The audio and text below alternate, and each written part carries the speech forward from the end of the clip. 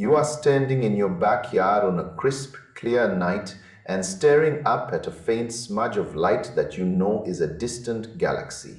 10 years ago, capturing that image would have required a mountain of heavy gear. You would have spent hours on frustrating calibration. You might have needed a degree in physics just to get a blurry gray blob. Today, the world of smart telescopes has turned the hobby upside down. It has also created a massive divide between casual stargazers and serious cosmic photographers. On one side of the ring, you have a sleek, high-end powerhouse. It is designed for those who want gallery-quality results without the manual labor. On the other side sits a compact, budget-friendly underdog. This little unit aims to put the stars in everyone's pocket for the price of a mid-range smartphone. The difference in image quality is where the gloves really come off. The premium model uses a massive high-resolution sensor.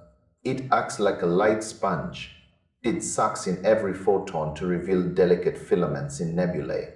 You can see the spiral arms of galaxies with startling clarity. When you zoom into those shots, the detail holds up. You can see the true texture of the universe.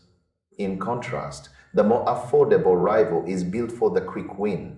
It produces beautiful, vibrant images.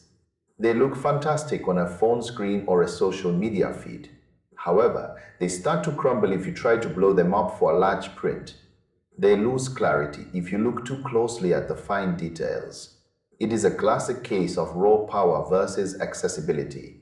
The setup process on both is remarkably simple. Yet, the expensive unit feels like it is operating on a different level of intelligence. It automates every single step from the moment you set it down. It handles tracking and even session planning. It is a set-it-and-forget-it experience for the perfectionist. Meanwhile, the smaller unit is the champion of portability. You can toss it in a backpack and hike up a mountain without breaking a sweat. It is light and nimble. It is incredibly fast to get running. However, it lacks the stamina of its larger cousin. The professional-grade telescope is equipped with a massive battery. It can hum along all night long. This is vital when you are trying to capture those incredibly faint objects. Deep sky targets often require hours of exposure time. The budget version is more of a short burst machine. It is perfect for a quick hour of observation before heading back inside. The pricing is where the real soul-searching happens. We are talking about a cost difference that could pay for a whole separate vacation. The professional unit is an investment in a serious craft. It is meant for the person who wants to see the deep sky in all its glory. The entry-level model is for the curious soul. It is for someone who wants a fun gadget to share with the family. It offers incredible value, even if it cannot match the raw technical specs of the flagship. One is a precision instrument. The other is a gateway drug into the wonders of space. Choosing between them depends entirely on your goals. Do you want a beautiful picture for your wall or a cool story for your weekend?